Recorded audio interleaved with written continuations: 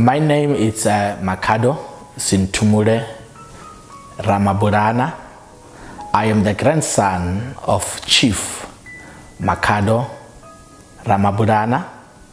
I grew up in a Christian family. Both my father and my mother, they are pastors. I went to the Bible college. I studied theology because I had this passion of preaching the word of God. It was not about fame during that time. It has nothing to do about what we see today. It was fulfilling the calling within your heart. You felt fulfilled when you do what you were born to do. When I was doing my third year, and something in my heart just said, you need to start a church in Pretoria. In Pretoria, I was doing my third year. Remember that my theological training was done in Soshanguve under the Apostolic Faith Mission. That's where I did my 3 years of training. So on the third year, I felt this desire of planting a church in Pretoria. Yes, at a very young age. I was not married, and I had this faith that I'm gonna start a church in Pretoria in CBD. During that time, I had personal pressure where I thought that by preaching, I will fill the chairs. You know, sometimes you rely too much on your own gift. You think that because you are good in talking or you are good in preaching, that if you preach, every chair in your chair will be filled with people. It was not that, because there were empty chairs.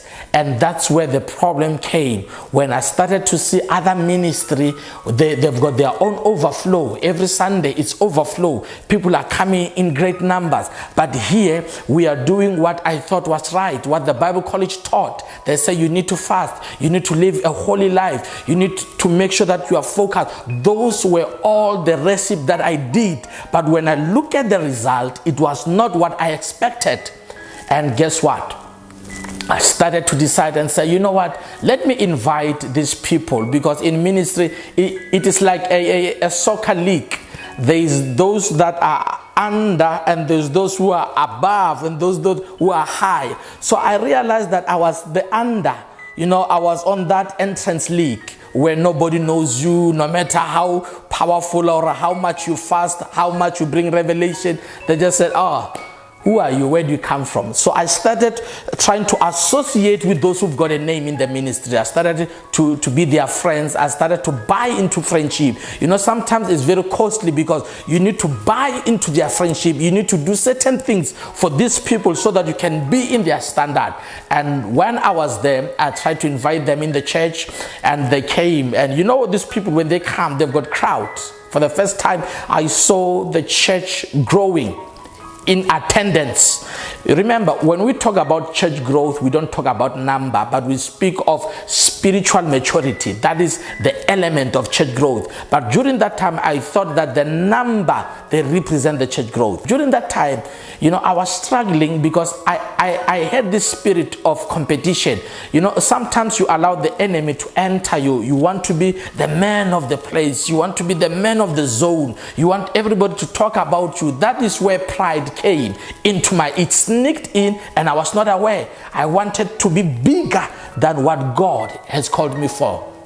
I started befriending these other people. Most of my friends were from outside South Africa. I was closer to Nigerians. You know, these Nigerians, when I was closer to them, and because I saw what they symbolized, it was success in ministry. They were driving big cars, and they had this sense of authority. Their churches were big, and some of them, they've got big titles. So I thought that by associating with them, it would also lift me up. And I remember the other day when I spoke to this other prophet, I said, man of God, I really want the power that you have.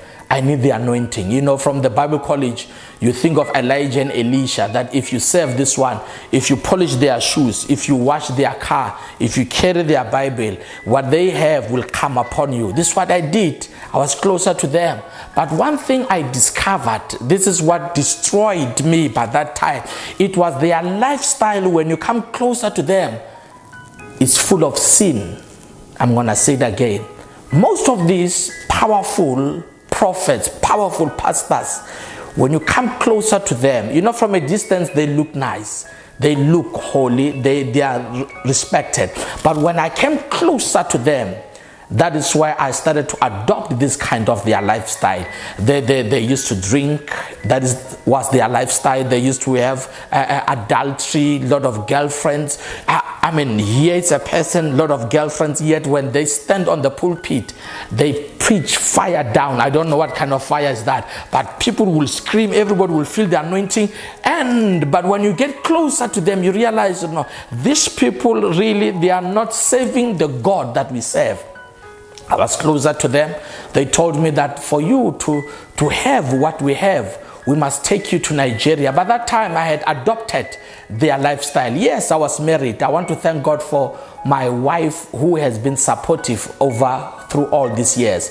If she was somebody else, I could have been standing here as a divorced person or as a single father. But because of she believed in the gift in me, and she believed that what I went through was a process in training, she stood the test of time. By that time, I had a lot of girlfriends. Yes, I was a pastor. We moved around. The lifestyle was not good. I brought shame into my father's house. I brought shame into my family. This is what was happening. And that time I did not want anything to put me or to align me back into living right with God. And it does not end there. And that's where I decided, let me go to Nigeria. And I remember very well, before we traveled to Nigeria, they gave me certain soap and say, when you go to church, use this. It was a black soap inside a plastic. It was very smelly. And they said you should bath with it on Saturday, 12 o'clock. Saturday, midnight, 12 o'clock, you should take a bowl, fill it with water, and get there and you bath. When you bath with the soap, they said I should start on top of my head. That is where they said my destiny is. And as I took the soap, bathed with it, rub it on my skull, rub it on my head, and I would confess or I will speak things that I wanted to see. And guess what? As a young person who's hungry for power, one thing that I kept on repeating, I want people to fall. I want people to fall. I want people to fall. This was what I thought symbolized the power in ministry. You know, I prayed and said, I want, when I touch people to fall down, when I blow out, people must fall down and roll. Those were the kind of powers that made me to seek occultic power so that I can use them in the house of the Lord. And the following morning, I went to church. When I went to church, after I've used that ritual, I got inside church, and you know, during that time when you get inside church, you get very late. You don't start with the worship. You don't start with intercession, because you are not part of them spiritually. Once you become part of the occultic, you don't connect with the body of Christ, because there are certain rules that they tell you that you need to come when it's your time to ascend the pulpit, because that is when you come with your force. So you don't have to come and start with the service during the beginning of the service. And I came, they were singing this song, and as they were singing the song, and I parked the car, you know, when they parked the car, everybody get excited and said, the pastor is here. And when I walked inside the hall, they clapped their hands. They did not know that I have used the black soap. They looked at me as the man of God, but they did not know that as I passed there, I was followed by evil spirits. I stood on the pulpit and I took on the microphone and I started to pray. And I started to say, touch them, touch them. You know what happened? Immediately I said, touch them. I said, ushers, ushers, where are you? You know, you create that vibe and say, ushers, ushers, move around, ushers. I'm telling you, within 2 minutes, I started to hear people screaming. Others were falling. In my heart, I said, yeah, this black soap is working. So sometimes when we see all these things that are happening in our churches, in the body of Christ, sometimes we think it is the power of God. But I want to tell you, as you are listening to this testimony, that what I've went through did not symbolize the power of God. Then from then I saw that it was working. They also gave me some oils to use, you know, the oil that you open and you talk anything that you want. Those were the kind of things that I used before I went to Nigeria. And the time came so that I can travel to Nigeria. I took all my savings because I had to pay for also the one who was taking me there. Because this is the pastor who come from there, and he was taking me to the occult. This is more of a family setup of pastors, preachers, prophets from all over the world, where they come, and that is where they get their powers from. And the following morning we had to go into this village, and when we went into that village, that is where I was introduced to what they call the Ifa. Now Ifa is more of a religion in Nigeria where they worship Ifa as a god. This is a spirit or a demon, I will call it, that they worship there. Now when we got there, we consulted the Ifa priest. They call them the Ifa priest. Now the Ifa priest did some incantation, and he was able to predict certain things upon my life. And that is why I was convinced and said, this man, he's going to help me. Then from then they did the ritual. They told me that there are things that I must buy, the goat, the chicken, the fowl, and other stuff to make the covenant. And that is where they took me into the boiling drum, where it was on fire, filled with water, to the boiling point. As the steam was coming out, I saw the steam, I touched the steam. From then they took me and they put me inside that boiling drum. But suddenly when I touched the water, it was cold. They closed it and they did some incantation. From then they took me into several gods, the god of thunder. That is the reason why when people every time they talk in the church and they speak about the God of thunder, you'll hear the prophet shouting the God of thunder. I know what they are talking about, because this is not the God of heaven. Now the God of thunder is the one that when you do your sacrifice on it, it is where you are saying that everything that your enemy have sent to you, it must go back to sender. So that was the kind of ritual where I had to do all those things and say back to sender. So every time when you hear such kind of prayers where somebody is shouting and say back to sender, ask yourself, where in the Bible, which verse in the Bible, which teachings in the Bible does that kind of doctrine stand on? Because the back to sender are usually practiced by occultic people. That was the god of thunder. Then we went to the god of iron. Now when we went to the god of iron, that is where they sacrificed a dog. That is the reason when I see these people eating dog, and I in a church, I know that this is what has been sacrificed to the god of iron. They sacrificed the god of iron with a dog, and I had to eat dog by that time. I even wrote about it, this part.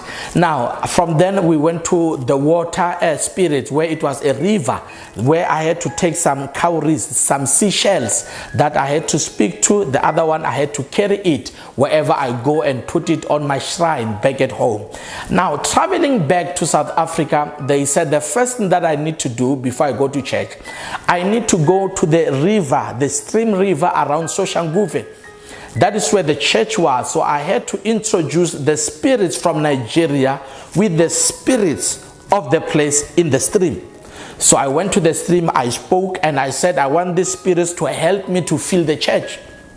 They gave me also the head of a pig that I had to bury inside the church, and we buried it. And guess what? Within a period of less than a month, we saw a lot of people coming into the church, because they told me that when the pig starts to rot, the worms that are coming out of the pigs, it will be the number of people coming to church. You can ask anybody around Soshanguve, they will tell you that on a Sunday morning, it was traffic going to our church. On the road, you will see people wearing white. It was traffic going to the church. So I knew deep in my heart and said, these people, they are not here for the word of God, but they are here brought by all these kind of powers. Because one of the signs to see if people are not here by the word of God is because they don't need the word of God. They need miracles and prophecy.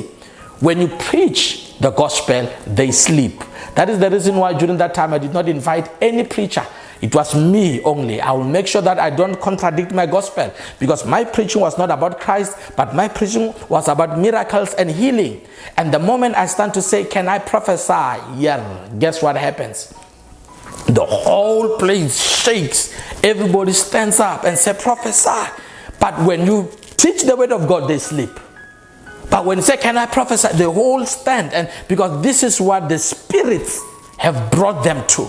So don't be fooled when you see crowd, people filled in the place. Ask yourself, what are they looking for? Then you will know if they are of God. Because a lot of people filling the stadiums, filling the arena, filling the overflow, they are there for prophecy and miracles. And the devil can give prophecy. In the book of Acts, you remember about the young woman who was using the python spirit. She was predicting, prophesying, using a wrong spirit. And she came to the apostles and they rebuked him.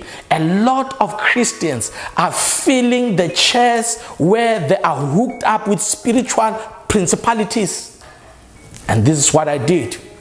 And by that time they told me, you need to stop what you were doing. I had several offices where I was now consulting.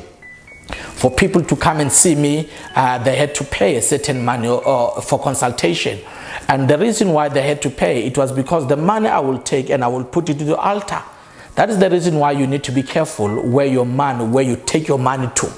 They will give me money for consultation and I will put it on those gods, those spirits. The money has to sleep there so that the person who has given the money will keep on giving. That is the reason why people who are under occultic, everything they think is to give into that particular church, because you are giving to that altar. And I had offices, I was selling oil, I was selling water, I was selling candles, anything that I will think of or anything that I will see in the Bible crossing. If it's oil, I will bring it as a doctrine. If it was water, I will bring it as a doctrine. So those were the kind of things that I was doing to generate more money. And I remember one day when the policemen came and they said, we are arresting you because of mutilation. Remember, during that time in Soshanguve, there were a lot of cases where people were found cut with body parts, all those things. So it was rumored around that area and said there is a man who is strengthening business people, a man who is strengthening other churches, because a lot of pastors, they will come for consultation, a lot of traditional doctors, they will come for consultation, and I will give them powers. That is true. I've got people that I know their churches stood, even today their churches are still standing on what I have given to them. And immediately I came out, others, they called me straight and said, you don't have to mention our names, you don't have to mention our churches, but this is the part of my life. Yes, I've given people powers. There are people who've got churches because of what I did. Now, the police came on that fateful morning and said, are you Makhado? I said, yes. And they said, we are arresting you because of mutilation. And they took me with handcuffs. And I remember I went to Soshanguve police station, and it was news all over. The newspaper, they came, they did some documentary, newspaper, television, they broadcast the story. And when I was inside the cell, I remember very well, they said, we are taking you to Kgoshimampuru, there's no bail for you. And we went to Kgoshimampuru. I stayed there for about 3 months in Kgoshimampuru, going trial. In my heart, to be honest with you, I knew I did not do anything like that. And when I was going trial, it was during that time where I had to come back to my senses. I remember one man in the prison, he told me and said, this is not the place for pastors. And that is where he spoke direct into my sense, into my purpose. You know, sometimes God will allow a prisoner to speak freedom to you. This is what happened. He spoke freedom into my spirit, because what he said kept on ringing into my heart and said, this is not the life that God has called me for. This is not what I was supposed to be. So I remember in prison, you know, there are different churches. You know, we've got African initiated churches where you talk of the ZCC, they are there. You talk of the Apostolas, they are there. And also Bazalwane Christians are there. I remember I had to go and attend one sermon. Well, another prisoner was preaching to us, and as he was preaching, I raised up my hand and said, I want to accept Jesus Christ once again.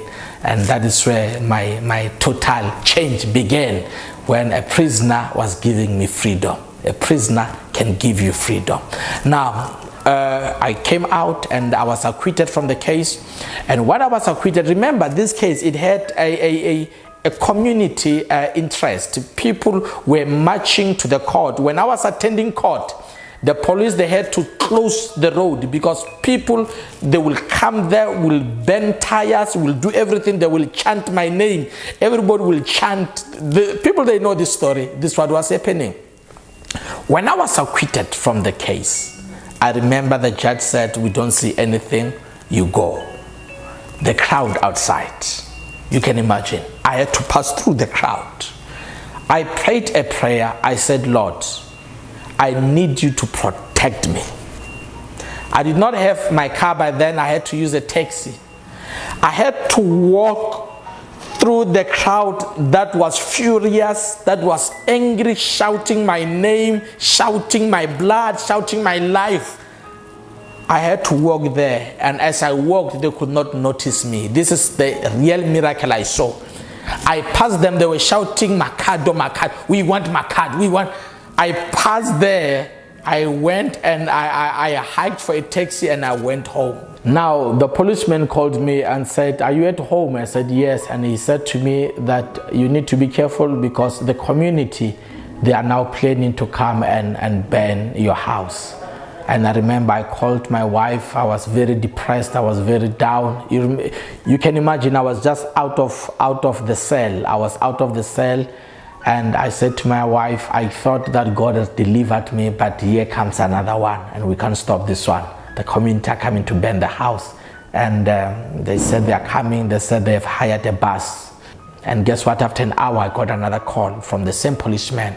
And he said, you know what? The people, they said, on their way, on Mabopane Highway, the bus that they were using, it got a puncture on the way coming to the house. The bus got a puncture. It did not come up until today. Then I said, Lord, I thank you for the power of protection upon our lives. Sometimes when we pray, we don't know how God operates, but He does protect us. We might not be able to see the shield that is upon our lives, but there is a shield and angels upon our lives. And that is how I saw the protection of God. Yes, indeed, I traveled to Nigeria, as I've said. I've been to Zimbabwe. And you know, once you are introduced into this power, the problem is that you want to be more powerful. You know, power makes you to seek more power. You are not satisfied with what you have. You want to outbeat other prophets in Pretoria. You want to outbeat other prophets in your place. And I remember that I wanted to increase the power I had. And that is when I was introduced to a man in Zimbabwe. I was told about this man who's able to take things out of the people's body, the jigsaw, all those things. I don't believe into those things anymore because I know there are no such things where they say that there's a snake living inside of your body. I mean, we know snakes are in the zoo, so your body is not even a zoo. How can a snake live in your body?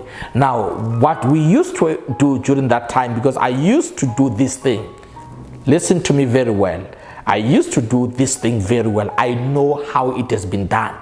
Number one, the man took me and said, let us go to Zimbabwe where you'll be initiated. Then I said, we go.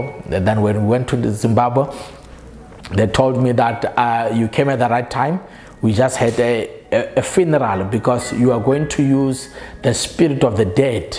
You know, these are just demons in different titles and different names. And they said, we are going to use the spirit of the dead. And I said, no, it's fine. And we waited for a midnight. And they said, now is the time. You know, these people, when they come, they just tell you to do something. And if you decide to stop in the middle of it, they tell you it's either you will be mad, it's either you will lose your sight, it's either something bad will happen. They came in the middle of the night and said, now is the time, let's go. And I stood and said, I'm going. And they said, take off your clothes. I said, what do you mean? Say, undress. And I had to undress. And they gave me a white cloth and we went outside. It was very dark. And when we reached by the graveside, they said, take off your clothes. You have to be naked. I said, you mean I have to take everything? They said, yes. Then I took everything. I was naked. Now they said I have to lie down on the grave, naked as I was, and I had to lie down there. And as I lied down, they said now they are connecting me with the spirit of the dead. And I lied down and they left. And they said, we'll come and take you. You know, I had this fear and say, if the community can just come and find me in that kind of a setting, they will say, here we have found a witch straight. Because you can imagine a naked man, a young man in the grave, a man who is sane, a man who grew up well, but here you are, a South African national. You can just imagine, where do you come from? I come from South Africa. You don't speak their language, you speak maybe Sotho or Venda. So they will think, how did you come here? They will just imagine that maybe you came with a broom or you came with a half bread, or you know, all these stories. But that was the situation. But suddenly the protection of God was there also. Nobody came, and up until these guys, they came and said, now you are strong. And from then they gave me a flower and said, this flower I should put it in my office and I should put some sweets on it, and I will pour milk on this flower because it represents the spirit of the dead child that I was sleeping on that grave. And sometimes I would, in my house where I stayed, I had a room where nobody could enter. Now in that room, I would put all these calabashes, all these powers there, because of I realized that they wanted their own space. Now sometimes I could hear the sound of a child crying in the house. I mean, not my children because they will be asleep, but I could hear the sound of a child crying, and I knew those were demonic forces coming from where I took those powers from. So that is what happened, and it did not end there. I also went to Mozambique. When I went to Mozambique, I was introduced there by another man as well, and they gave me these powers. You know, you had to give them names. So I called them by fire, by force. You know, these were the powers that it's a male and a female. They told me that if you take only a male, the male will sleep with your wife. If you take a female will sleep with you. So you have to take them both. So, and you have to give them names. So because of I was using them for a church setup, I had to give them a name that is similar to church names. So I had to call them by fire, by force. Now they came, and when they came, I put them inside the office. And the night that they came, these powers, I remember I saw a vision of a short man who said that I must marry a second wife. They came in the dream and said that he is looking for a wife, a physical wife. So I have to marry another wife. And I said, I can't. My father will beat me up. You can just imagine going to your father as a Christian PK and say, now I want to marry a second wife. He will look at you and he will take off the glasses and say, what are you trying to say? So I dispute that, because remember, all this operation, I was doing it hiding. I did not want people to know. I did not want my wife to know. Did not want my parents to know. So those were the kind of setup. During that time, my wife, she was not aware of this, but she was aware of the operation that I was operating, because people were coming to take what we call a holy bath. You know, we'll put some bath there.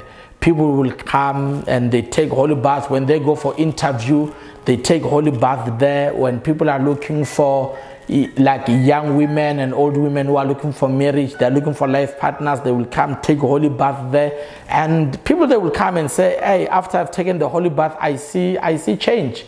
But to be honest with you, the question can be, will the power work? Was the power working? And I will say to you, the power does not work. It's your faith. The problem is that you put your faith on wrong things. So the faith of these people were channeled into wrong things, and they thought it was working. The same faith you have, if you put it in God, you will see things happening. And this is what happened in my life. Yes, immediately I came out of prison. I decided and said, I have to stop this thing, because my life was focused on helping people. You know, people will say, Kintata tusang bad. But I realized in helping people, I was destroying my life. I was destroying my family. So I decided and said, I'm quitting utusabat. Hakit tusimoto, because of Jesus. I went back home, and when I was home, I spoke with my parents. They have welcomed me, and after welcoming me, they prayed for me, and I took all those things, bent them. From then, I decided and said, I'm quitting the ministry, because I felt in my heart that I was a failure. I had failed the gospel, I had failed the body of Christ. And I stayed home with my parents for deliverance and rehabilitation, because during that time, when I was just seated like this, I will hear voices talking to me, and you find that I will run back to my father and I will say, are you calling me? I mean, in 1 or in 10 minutes, I can go into the house 3 times, because I used to stay at the back rooms at the back. So I would run to the house and say, are you calling me? My father said, no, I'm not calling you. And they realized that I needed support. Remember, the person who needs deliverance, do not look at the person as the devil. The person is a victim. Any person who's going through demonic forces, demonic spirits, they need love. Love is the key. Because the devil will try to bring rejection among those who love you, so that the demons can be stronger in destroying your life. So the love that I got from my father's house, the love I received, was the one that embraced me. And I went through the prayer. They prayed for me. The church in Libohomo supported me. The church in Libohomo believed in me. Every time when I met them, they would call me Pastor Makhado. You know, sometimes when you call somebody by their purpose, you are reminding them who they are. It does not matter what is happening in their life at the moment, but they called me with my purpose. And as they called me with my purpose, I identified my life with my purpose again, and I arose. And I remember I was so bold enough, and I said, you know what, I am going back. And I wrote back to the Apostolic Faith Mission, and I wrote to them, and I asked them and said, here I am. I wanted to be accepted once again. And you know, the church, they took their time. I think I waited for some time before they responded to me. When they responded, they've referred me to the region where I had to go again under supervision, and I was under their supervision. Dr. TJ Skosana was there. I served under his church, the AFM in Tabatswane. I served there for about a year, and after I have served under his supervision, when he was satisfied that I am okay, and that is when I received a call by the Church of Sebokeng Zone 10, where they have advertised and said they need pastors. And I was one of the pastors who went there. We did interview. They responded and they accepted me, and they called me to be their presiding pastor, and I started to be their pastor.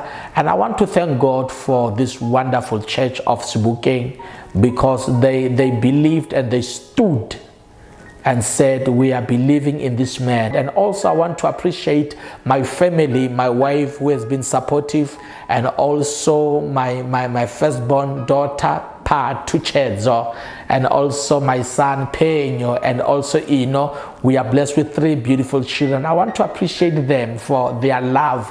So this is the story of my life. Today, here I am. I am an author of a book that is doing wonders. It's a book titled Church Mafia, and we have seen this book reaching almost everywhere in the world. Today, as we speak with you, you can be able to buy the book on Amazon, and it can be delivered to your door wherever you are. And it does not end there. We have been approached by several companies. They want to publish the book in French. They want to publish the book in Portuguese. This is what we are experiencing daily because of the high demand of this book. Thank you so much for watching this. May God bless you. Hi, my name is Apostle Makhado Sintumule Chilwabusiku Charamabulana. Yes, it is true. I've went through the most. I have experienced hell, and I've seen the hand of God picking me up. I am the author of a book titled Church Mafia, where I am exposing my previous life as an occultic priest who used occultic powers in the house of the Lord. This is the story of my life.